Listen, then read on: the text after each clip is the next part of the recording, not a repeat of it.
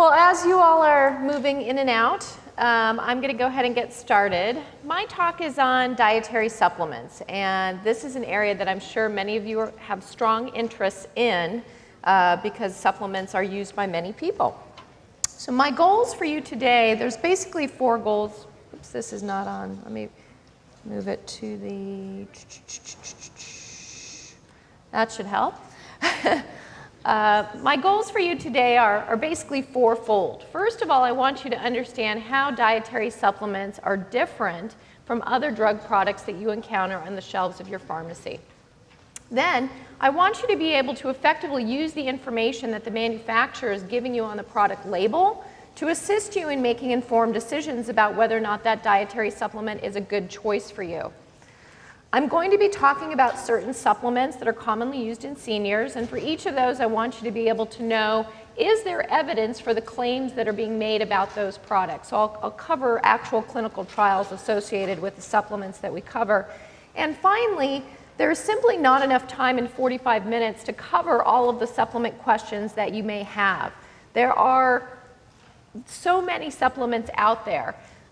So I will leave you with informational resources that can benefit you in self-researching information, providing basically web-based resources for you to look at that you can answer your own questions with.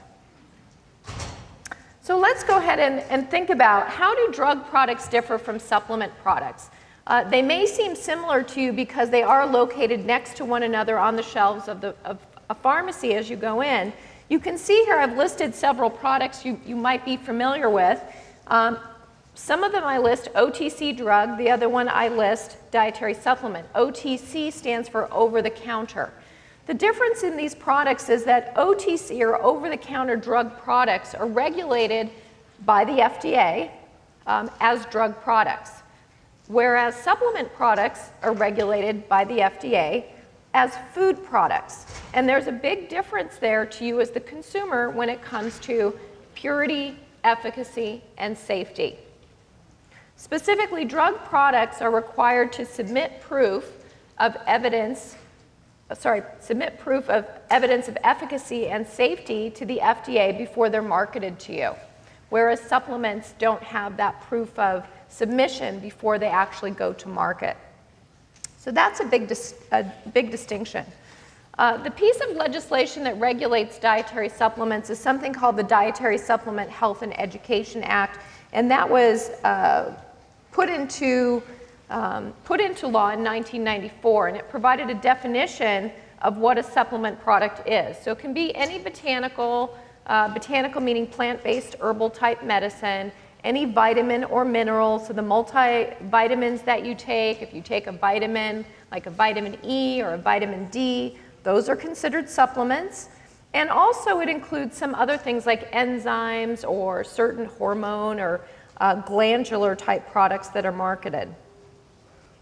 But this is really the big difference. When it comes to purity, when you buy a drug product, that drug product is held to certain standards where you have to have batch-to-batch consistency in terms of the product content. And when you buy the product and it says that this is an antihistamine, it has 25 milligrams of Benadryl or diphenhydramine in it, you can be pretty much 100% assured that it has 25 milligrams of Benadryl or diphenhydramine in it.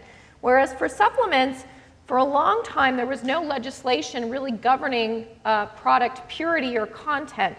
And it wasn't until 2007 that the FDA passed legislation asking product manufacturers to adhere to good manufacturing practices. And what that means is that their production facilities are clean, that they have some batch-to-batch consistency or quality control when they make their products, and that hopefully at the end of the day you can be assured that what's on the product label is what's actually in the bottle. That's what good manufacturing practices are. Now, unfortunately, we don't have enough FDA watchdogs to go around and doing spot checks on these supplements to ensure that that's actually the case, that what is on the product label is what's in the bottle. So there is a problem with enforceability of this legislation. It's really left up to the manufacturer, but it's not easily enforceable by the government.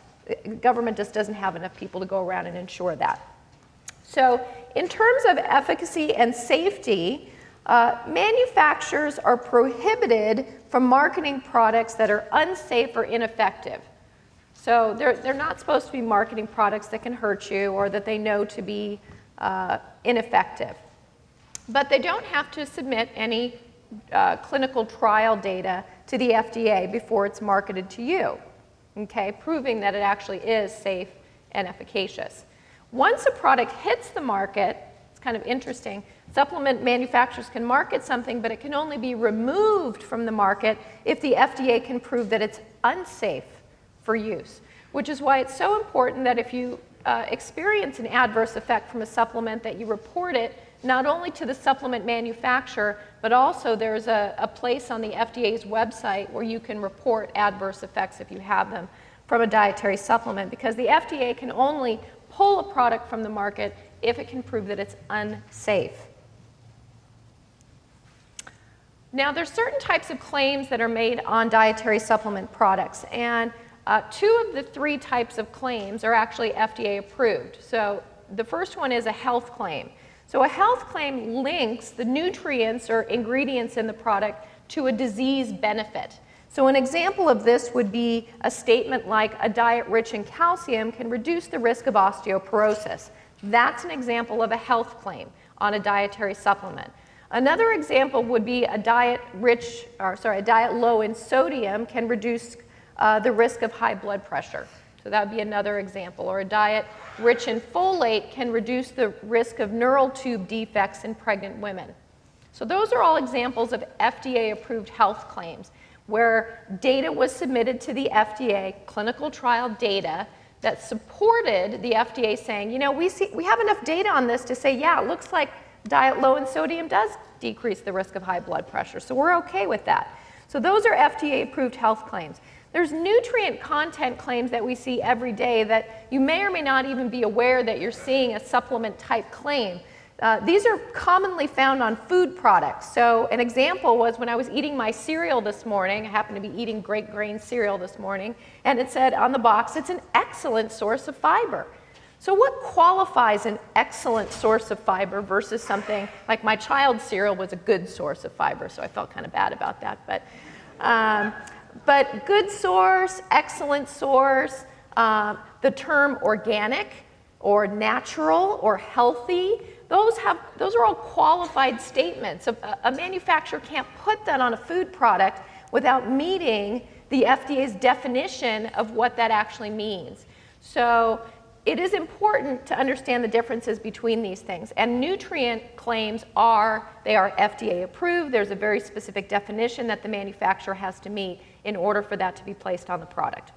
Now, most supplement products go under structure function claims. This is the bulk of what the products that consumers are using have. And the definition of this is that the product is intended to either improve the structure or the basic overall functioning of the human body. Now, interestingly, the manufacturer doesn't have to tell the FDA what their structure function claim is on the product until 30 days after it's already been on the market. Right? Crazy. So the text of the claim that they're planning on using doesn't actually have to hit the FDA until about 30 days after, but they are responsible for telling them what the claim is. And anything that is using a structure function claim by law also has to use this statement that this product has not been evaluated by the FDA, not intended to diagnose, treat, cure, or prevent any disease. So that's how you can kind of distinguish whether a structure function claim is being made on a product. Now, it's not always easy to know if a structure function claim is being made by a manufacturer or if they're actually making a disease claim. It's kind of a fine line. So here are some examples just to test your overall, skill with determining whether it's a structure function claim or if they've crossed the line and if they've actually made a disease claim. So if a bottle said that it improves absent-mindedness, how many think that's a structure function claim? Raise your hand if you think that's a structure function claim. I only see a few hands. Does everybody else think it's a disease claim? Okay, so some do. So this is actually a structure function claim because Absent-mindedness is not characteristic of a particular disease state. You know, there's dementia, but that's different from absent-mindedness. So this would actually be considered a structure-function claim because it's not characteristic of a particular disease state. How about improves memory loss associated with aging? Does that feel like structure-function? Raise your hand if you think that's structure-function. So a few more hands, and you're right. That is structure-function. So that's a natural process, you know, as your body gets older. How about improves senile dementia? Does that feel like structure-function? No, not so much. You're right. So this is a disease claim. How about reduces cholesterol? Does that feel like a structure-function?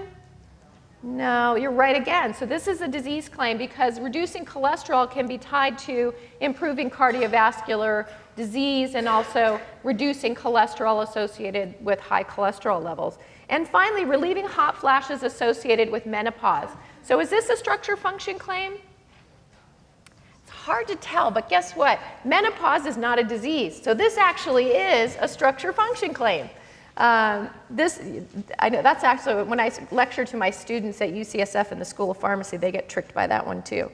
So that is a structure-function claim. Now, some things that you should be looking for on a label of a dietary supplement. When you walk into the, you know, to a place to buy the product, there are certain things you should look for. If you're buying a plant-based product, you're going to want to know, you know, honestly, you're going to want to know what the Latin name of the plant is too, in addition to knowing what plant part you should probably be looking for. So as an example here, I know that's a lot to ask, right? You're going, come on. But honestly, there are resources out there that can help you with that, and I'm going to show you what resources you can look at before you go into the store to buy the product. So the reason that's important, okay, is because different plant species, you know, when you talk about something like Echinacea, only Echinacea purpurea has been studied really sufficiently for relieving cold severity and symptoms of the cold in terms of shortening duration. The other two plant species of Echinacea have not. And it's only the above ground parts of Echinacea purpurea that really have enough clinical trial data to support that indication for use. So when I go into a pharmacy and I look at the supplements for Echinacea, I see all kinds of different plant species. I see the roots of the plant being used. And that's not what I would recommend to you as a pharmacist, and it's not honestly what you should be taking as a consumer. But you can be more well informed by looking at the resources I'm going to share for you. So it is important. The plant species is important, and also knowing what part of the plant to use is important. Some other examples here: for Panax ginseng, you want to choose a root formulation, and for ginkgo biloba, you want to choose a concentrated leaf formulation. And by concentrated, it'll probably have a ratio on the bottle, something like 50:1. And what that means, it takes 50 parts of the leaf to make 1 part of the extract. So that's why it's concentrated. Now, you should also be looking for, is the contact information of the manufacturer on there? I hope that it is. Because if you have a problem or if you have a question, that's who you need to call. Interestingly, the government does not require manufacturers, even if there are known drug interactions with prescription drugs or known side effects from a particular herb or supplement, they don't have to put that on the bottle. It's one of those things that's optional.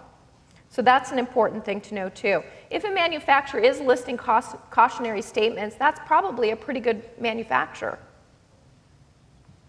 The supplement facts panel is also something that's really important to look at, because that's where you're going to get all of the ingredients in it. It's going to give you the dosing. It's going to tell you that if the product has certain vitamins or minerals, what percentage of the overall daily value that taking that product is going to meet. So if you take a multivitamin, you know, and you look at, there's a column that says % daily value. And some, you know, in most cases for a multivitamin, multimineral product, most of those are 100% down the list. Some of them go over that. There's actually no limit on how much of a nutrient a manufacturer can put in a product. So some products that I see will have 1,000 times the daily value. So is that bad for you as a consumer? Maybe if you take 3 different vitamin products and the vitamins all have very, over the recommended 100% daily value of a certain ingredient, you might be hitting what's called the upper tolerable limit for the intake of that vitamin, and then you might start to see some side effects from that. So it is important to look at the content of your supplements that you're taking and also compare them to the content across the board of all the supplements that you're taking. Because I can't tell you how many times I have people where I go, my goodness, when you add up all the vitamin E and all of these supplements that you're taking, you have like over 1,000 international units of vitamin E here, which is a lot. So it is important to look at that. Now, the last thing I'm going to say to you is proprietary blends. So a proprietary blend is almost like a secret recipe, and the manufacturer is telling you that I'm not going to share with you my secret recipe, but I'll tell you what ingredients are in it. Okay, so if I tell you that my supplement is a meatloaf product, and I'm going to tell you that I have 1,000 milligrams of ground beef, eggs, breadcrumbs, ketchup, and maybe a salt or something, or pepper. I can tell you that I have 1,000 milligrams of all those ingredients, but you don't actually know how much ground beef I have in there because I can't tell you that because it's my proprietary blend. The same thing holds true for supplement manufacturers. They're not going to tell you, if it's a proprietary blend, how much of each individual ingredient is in the product. I personally don't like that as a pharmacist because I know that the amount of an ingredient relates to the efficacy. Okay? A dose relates to efficacy. So to me, it's important to know how much of each ingredient there is in the product. And with proprietary blends, the ingredient at the top is present in the greatest amount, and the ingredient at the bottom of that list is present in the least amount. So this is an example of a dietary supplement label, and on the front of the product, in this case, it just says ginseng. So I don't know what type of ginseng is, but if I turn it over, there's a supplement facts panel, and what it says down here is oriental ginseng, or it might say something like Panax ginseng. So that's telling me that it's the Chinese variety of ginseng. And it's also telling me what part of the plant is used. In this case, it's the root, so that's appropriate. It should be the root of the plant. It's telling me how much I'm getting, 250 micrograms per one capsule, so that's actually not very much. And overall, it's giving me the manufacturer's contact information. It has a structure function claim. When you need to perform your best, take ginseng. It's very vague. And then it says this statement has not been evaluated by the Food and Drug Administration, not intended to diagnose, treat, cure, prevent disease. And it tells you how much to take. So this is a very standard supplement label. And that's what the supplement facts panel looks like. If you were looking at a drug product, this would, if you were looking at a drug product, this would say drug facts. If you were looking at a food product, this would say nutrition facts. So you can tell what something is being marketed for just by looking at the square in the back of the container. If it's being marketed to you as a supplement, as a food, like a nutrition-based product, or as an actual drug product. Now, users of supplements, overall, looking at population studies, about 1 in 5 adults uses a non-vitamin, non-mineral dietary supplement. And about 4% of children use these. When you include multivitamins and multiminerals, the number goes up to 1 in 2. So half of you in this audience are likely using dietary supplements. And the users of products tend to be women in their mid-age to menopausal age groups. Non-Hispanic whites tend to be more prevalent users than Asians versus blacks and Hispanics. Individuals living in the Western US and college educated. Overall, people use them to improve health or maintain health. Women tend to use products more for bone health, and men tend to use products for heart health and lowering cholesterol. Overall, one concerning statistic is folks aren't telling their doctors that they're using these products, or doctors are not asking their patients if they're using these products. That's concerning because they can interact with prescription drugs. So you do want to make sure that when you give a history to your doctor and they ask you for medications, you also should be including things like my fish oil, my ginkgo biloba. Those things should be part of the history that you're giving to your doctor. And these are common products that were being used, and we're going to cover some of these today. So let's go ahead and get into the actual products, the meat, if you will, of probably why you're here. One of the first products I'm going to cover is fish oil. And fish oil is a rich source of what we call omega-3 fatty acids. So omega-3 fatty acids are essential fatty acids. You have to get them from the diet. There's also omega-6 fatty acids. Omega-6 fatty acids we get plenty of in our diet, mainly because we eat processed foods and vegetable oils. So overall, when you look at our intake compared to other countries, we tend to have a much higher intake. And the Greenland Eskimos, who eat lots of fish, they're at the 1-to-1 ratio, which is pretty much ideal. Now, when you look at having higher omega-6 blood levels, what does that mean for you? And there are correlations between having a higher omega-6, omega-3 ratio and risks of heart disease, dementia, depression, and also populations that have a higher intake of fish tend to have lower incidences of heart disease, depression, diabetes, and inflammatory disorders. Now, the source of your omega-3 fatty acids is important. They're not all created equal, unfortunately. So the thing that you need to be looking for when you purchase these products is the content specifically of DHA and EPA. So if there's one thing that you walk away with when you think of fish oil, it better darn well be that you know that you should be looking for DHA and EPA on the bottle. Okay? That's super, super important because that's what all the clinical trial data is based upon, how much EPA and DHA the patients were using. Now, flaxseed oil is an omega-3, rich in omega-3 fatty acids. It has a compound called alpha-linoleic acid in it. And alpha-linoleic acid forms EPA and DHA, but it doesn't do so very efficiently. And so you only get about 5 to 10% of it converting to EPA and 2 to 5% converting to DHA.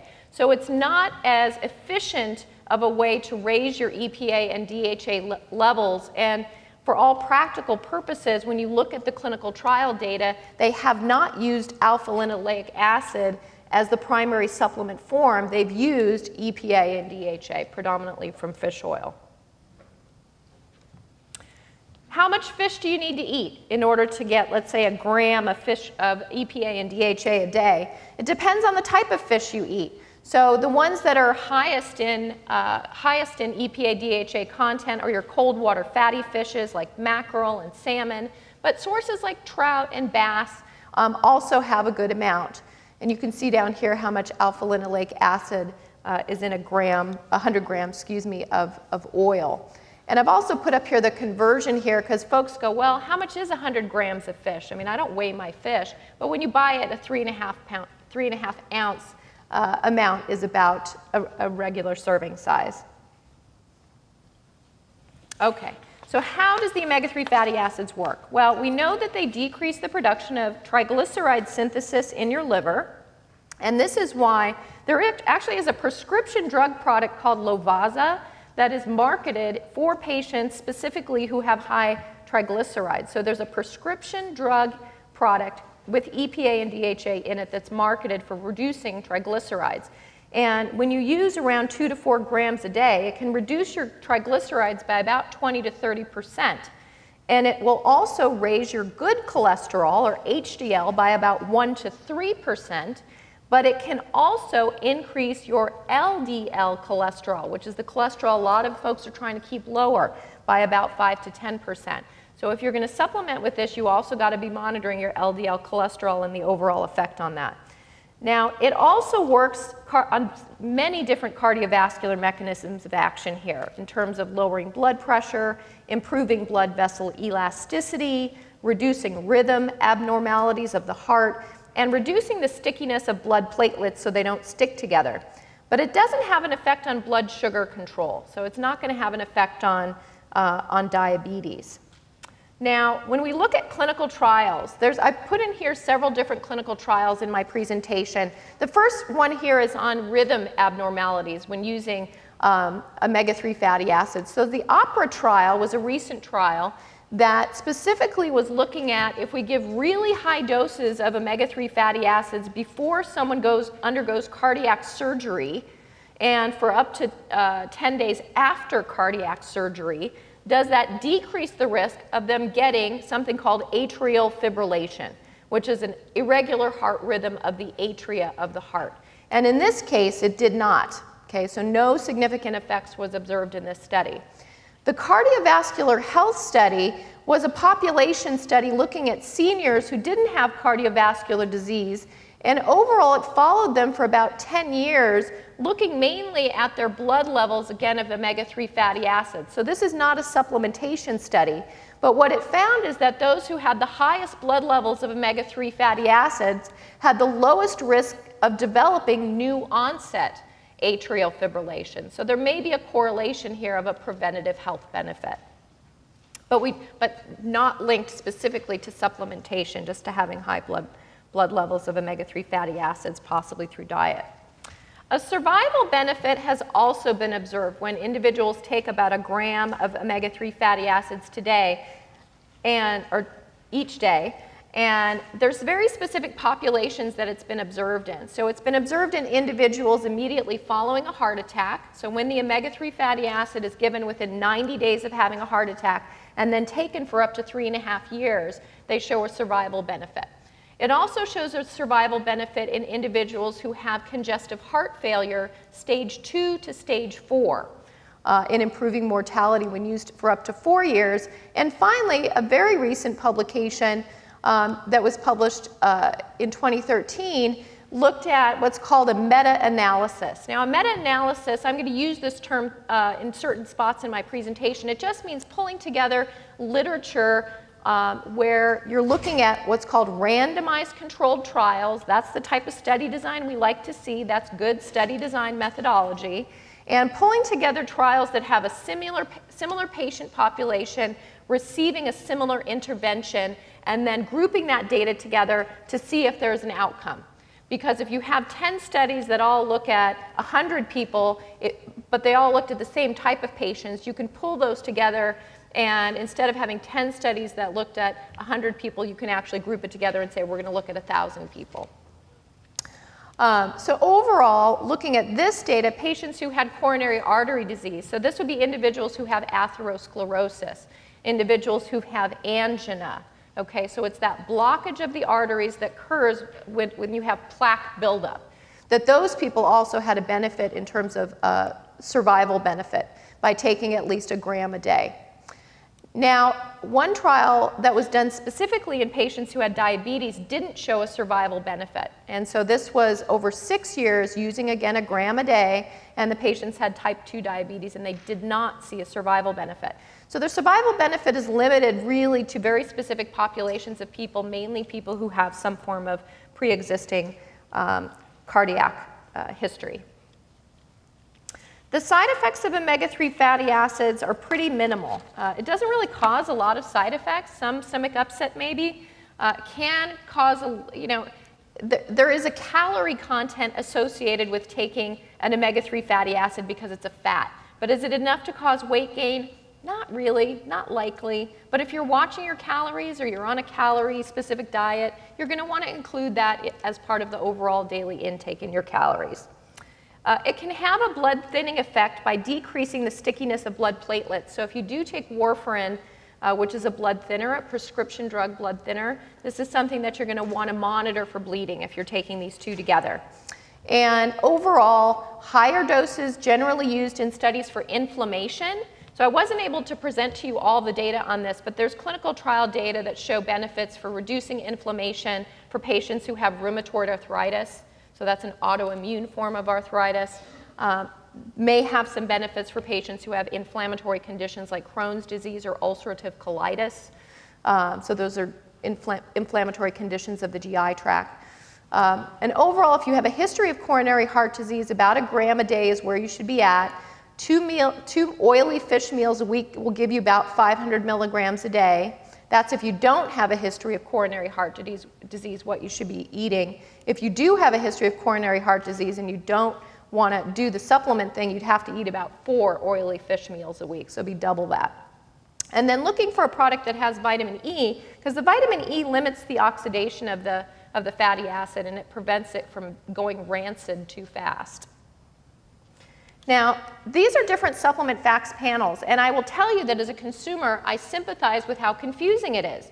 If my doctor told me to go out and take a gram of fish oil a day or a gram of omega-3 fatty acids a day, again, the key message I want you to walk away with is look for EPA and DHA on the product label.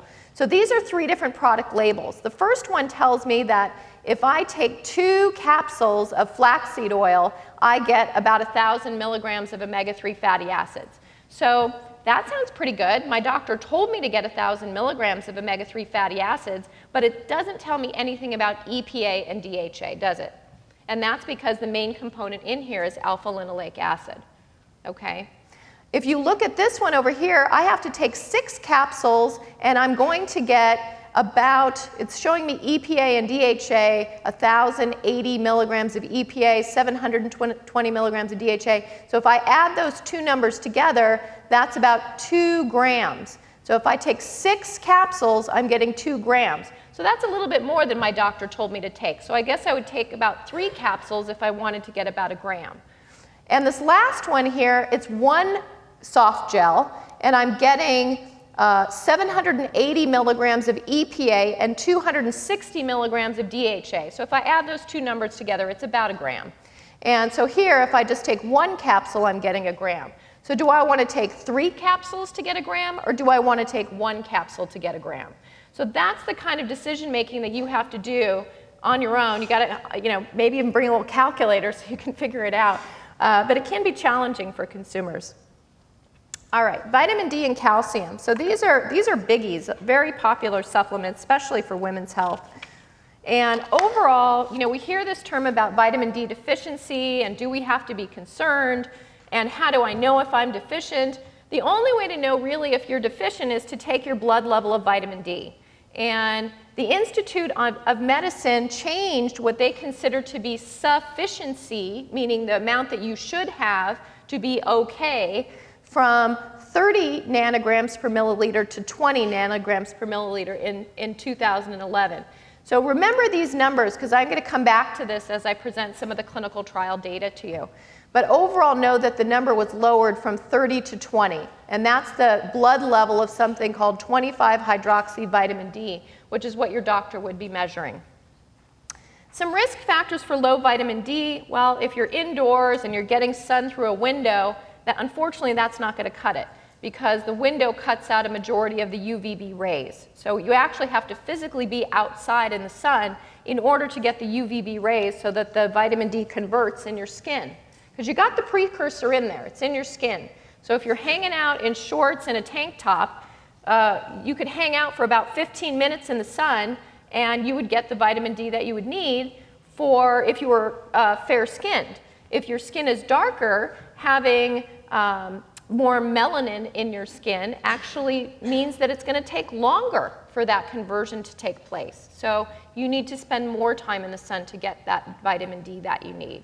Wearing sunscreen also pretty much blocks out the UVB rays. So if you have a sunscreen of even a level 8 on, you're blocking 93% of your UVB rays, which is why we love sunscreen. That's a good thing for cancer prevention, but it doesn't do much for raising your vitamin D levels. So you would have to be out in the sun without sunscreen in order to be benefiting from the skin conversion. So if you're not getting the skin conversion, it is in foods, and I'll talk about some foods that have it, but also you can get it from supplements. So we have D3 and D2 supplements. I recommend D3 supplements because that's what your body makes. D2 supplements don't last as long in the bloodstream. They have a shorter half-life, and they don't bind as well to the protein that transports it throughout your body to the liver and the kidney where it gets hydroxylated. So vitamin D receptors are in so many different places in your body, so many different places. And it's important for a lot of different body functions. So it manages your bone health. It's important for hormone health, cellular replication, which is why it's been looked at for cancer as well, and immune health. So a lot of different things that are related to vitamin D. And overall, we've seen that having vitamin D deficiency is linked to a number of different things that we don't want. We don't want cancer, we don't want cardiovascular disease or metabolic syndrome. So does taking vitamin D supplementation prevent these things from happening? That's really what we want to know. And the answer is we don't have that information right now. Okay? We do know that having low vitamin D levels, there is an association between low vitamin D levels and these types of conditions, but we don't know if taking supplementation is going to prevent you from getting any of these conditions. And that's kind of what's being studied. So this is a Cochrane review, or a a systematic review, or kind of like a meta-analysis, but it's mainly it's a different form of a review, but it's putting all those studies together again. And they looked at 50 trials looking at vitamin D supplementation versus placebo or control in about 94,000 patients, mainly women, mean age 74, and they were looking at all-cause mortality and adverse events.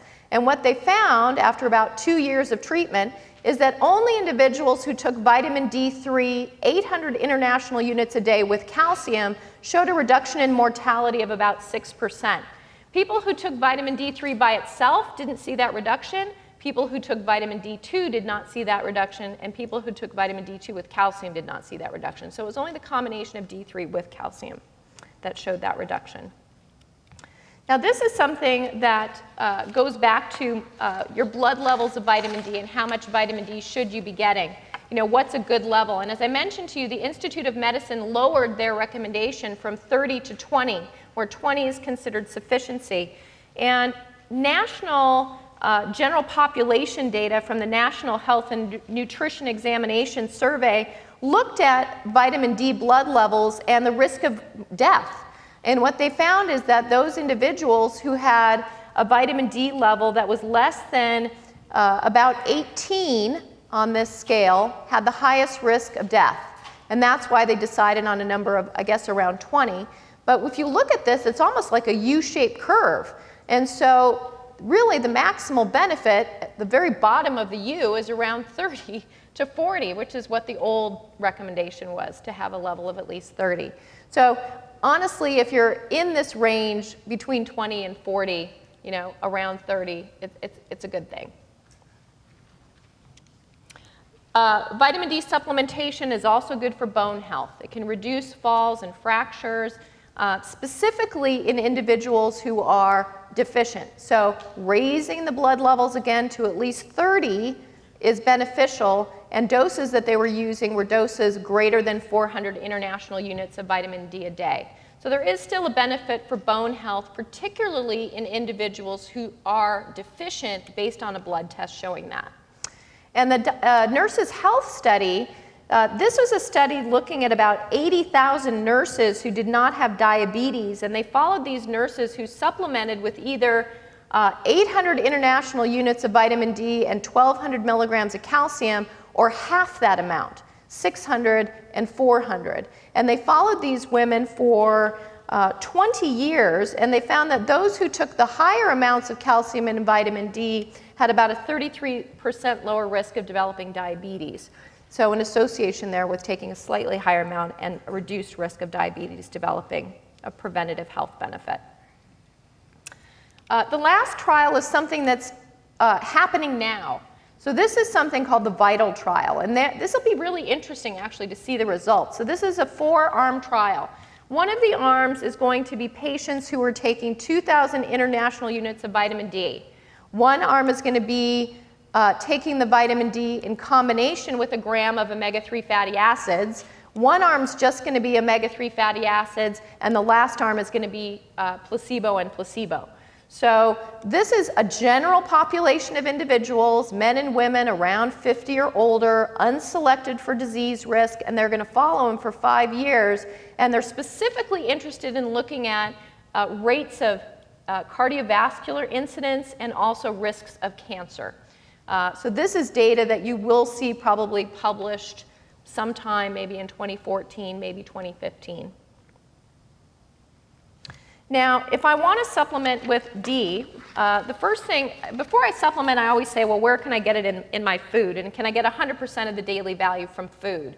And, you know, vitamin D, not always easy to get from food. Mushrooms are an excellent source of vitamin D. I don't know if you've ever looked at a package of mushrooms if you purchase them in the store. Now you will. So look at your mushrooms, because mushrooms are a great source of vitamin D. So is salmon. And then if you're not getting it from these types of foods, there are plenty of fortified foods out there. So milk now is fortified with vitamin D. You know, this says vitamin D milk. Cereals are fortified with vitamin D, and so are bread-based products. Calcium you're going to get from your dairy products. And again, looking at the nutrition facts panel on how much of the daily value you're getting from that food group. So if something says 30% daily value of calcium, if you drink a cup of milk, that is about 300 milligrams. Some things you may or may not know: vitamin D helps calcium to be absorbed, and so you want to take them together. Your body can't absorb that much calcium in one sitting.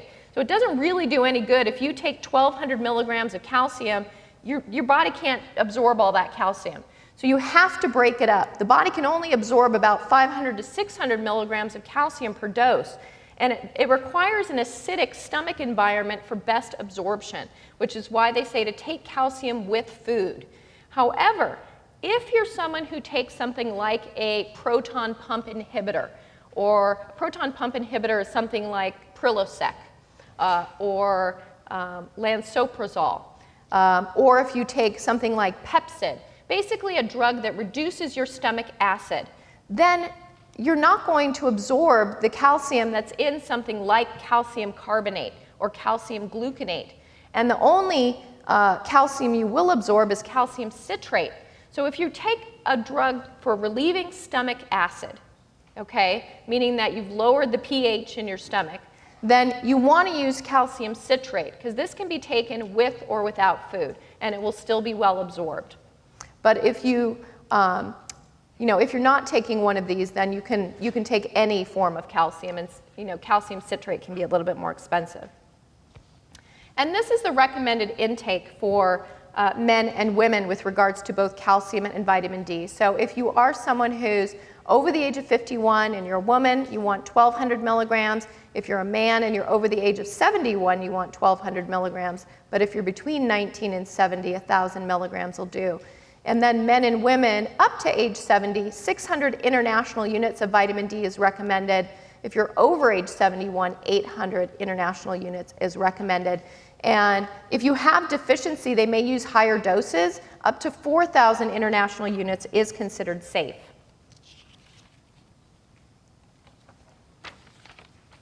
Okay, so glucosamine. Let me just check where we are on time here.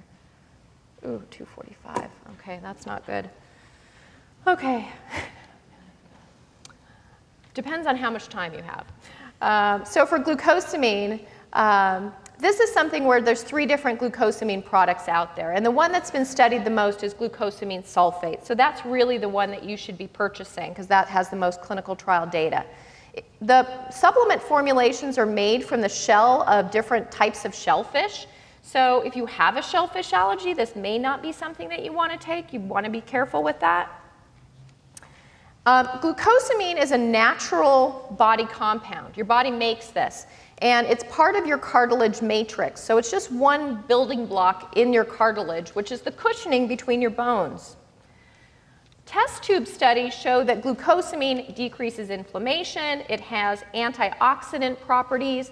It does increase the production of these cartilage building blocks called proteoglycans, and it decreases the activity of enzymes that damage structural proteins. Overall, in terms of evidence, the most comprehensive review was in 2009, looking at 25 trials, about 5,000 patients, most of who were women aged 61, and they showed improvements overall in pain, function, and similar pain relief to some what are called non-steroidals, so drugs like ibuprofen, and slowed progression of osteoarthritis of the knee in 2 trials. Now, I will say that with all of that good news, you know that there's going to be some caveat here that I'm going to share with you. And so the caveats of this review are that 20 out of the 25 trials only looked at knee osteoarthritis. So the literature we have really for glucosamine is honestly for knee osteoarthritis. If you have other osteoarthritis going on, we don't have enough literature to say if it's going to do something or not. The other caveat is that 56% of the studies used a formulation of glucosamine sulfate that's not available in the United States. It's produced, did someone, sorry, what? Oh, I thought somebody was making a comment. Okay, sorry. It's a brand called Rotifarm, and it's not sold in the US. It's actually made by an Italian manufacturer. And when they restricted analysis to studies that didn't use that Rotifarm preparation, they didn't see benefits on pain, stiffness, or function. So that was a little bit disappointing. So the question becomes, do we have to use the Italian brand? We can't get the Italian brand, so what do we do? Well, also know that a subset of the studies, used other forms of glucosamine, and even though there wasn't a significant benefit here, it doesn't mean that you can't try it. So you could try it, do a 6-month trial. The majority of the trials lasted about 6 months. See if you're noticing an improvement. If you are, great. If you're not, stop using the product. Now, additional studies looked at actual joint space narrowing, which is the space between the bones. And if you have joint space narrowing, the closer your bones are getting together, the less cartilage you got there. So looking at 2 to 3 years of use of either glucosamine sulfate, 1,500 milligrams a day, or chondroitin sulfate by itself, 800 milligrams a day in 4 studies. These used, again, the Italian brand. But both of these analysis showed inhibition of knee osteoarthritis progression, so less joint space narrowing at 2 years. And interestingly, when they looked at the 2 studies that were using the glucosamine sulfate and they observed those patients out to 8 years, they also found that there was a significantly less patients that were taking glucosamine needed joint replacements, so total knee replacements. There was a 57% reduction, but again, that's the Italian brand. One study in America using a non-Rotifarm brand of glucosamine sulfate for a different indication, this was hip osteoarthritis, and looked at joint space narrowing over 2 years, also did not show a benefit. So overall, I would say that it's worth a trial, a 6-month trial, see if you see a benefit. It doesn't have a lot of side effects. It doesn't interact with a lot of things. There are some case reports of increased INR when you take it with warfarin. So that's something that if you're a warfarin user, again, warfarin is a blood thinner, that you'd need to be careful about. The dosing for glucosamine sulfate is 1,500 milligrams dose a day. For chondroitin sulfate, it's an 800 milligram dose a day. Benefits limited to knee osteoarthritis when they were observed. And there is one trial that looked at another formulation, the hydrochloride formulation with chondroitin sulfate together, and showed that these two together may benefit moderate to severe pain. So overall, where do you get information? And I'm hoping that everybody walks away with a handout here. Now, there's something that I added to this slide that you simply have to write down. I'm asking you to write it down because it's important. The National Library of Medicine Medline Plus database. This is something that I forgot to put on here, and I'm glad that I actually got it on here before I gave the talk, because this resource is phenomenal. It has the tools that I use as a pharmacist when I get asked questions about dietary supplements. My resource is something called Natural Medicine's Comprehensive Database. And what they've done is they've taken information from Natural Medicine's Comprehensive Database and they've put it into the National Library of Medicine Medline Plus database. So if you go to this, click on, I think it'll say drugs and supplements. Click on that link, and then it'll say, do you want the drug link or do you want the supplements link? And you click on supplements, and it brings up a ton of information about all the different products that you might be taking. Many different herbals, many different non-plant-based supplements. So this is where I would go to get information for any supplements that I didn't cover today that you have questions about. That would be my first line of defense for you. And NIH, that's a good source too. They have monographs. They tell you about the clinical trials. If you have questions about product recalls, you can go to the FDA website. There are quality assurance programs that are out there that test product content. And if a manufacturer has had their content checked it'll actually have a symbol on the product. It'll have a CL symbol, an NSF symbol, or a USP symbol on the product label. And what that means is that the product has been tested for purity, proper strength, identity, does it have what it says it has, and is it bioavailable? Now, Consumer Lab also does spot checks of products that are unsolicited by the manufacturer. So they'll go out and they'll say, January, we're going to survey melatonin products. And they'll go out and they'll survey 100 different melatonin products. And then they'll put on their website which manufacturers didn't meet these criteria and which ones do. So I always get asked questions, well, is this manufacturer a good one? Or is that manufacturer a good one? If you go to Consumer Lab, they will literally tell you which manufacturer's melatonin products met this criteria and which ones did not. So you can check there.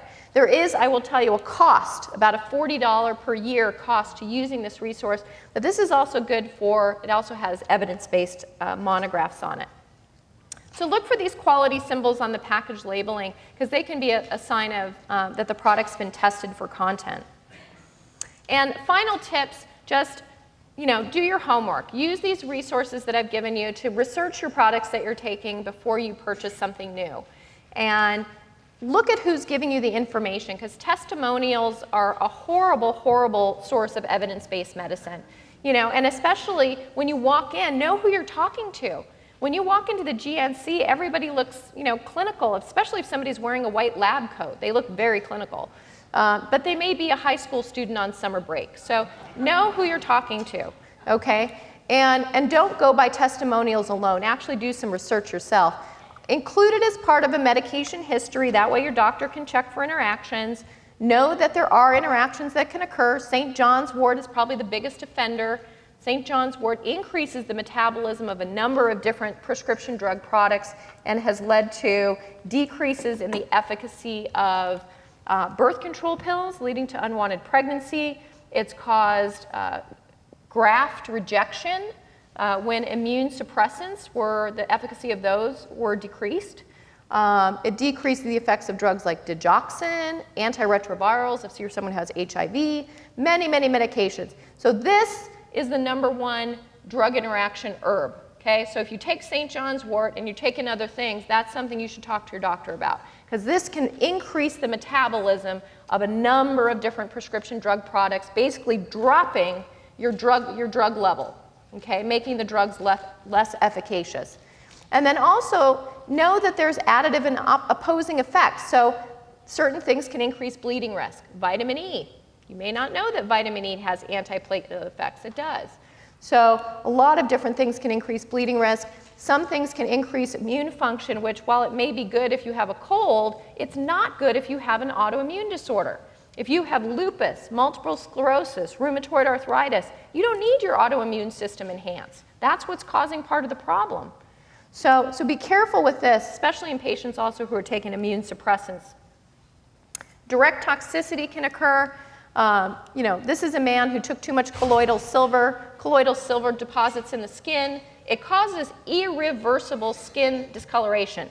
So he is now known as Papa Smurf where he lives because he's got this bluish-gray skin discoloration. But other things like concentrated green tea extract. This was actually an alcoholic extract of green tea, not the green tea that we drink. I drink green tea.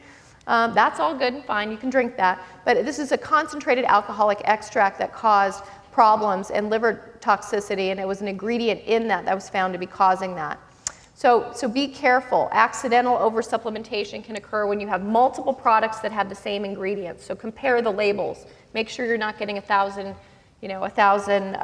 international units of vitamin E. And this is where you'd want to report side effects to.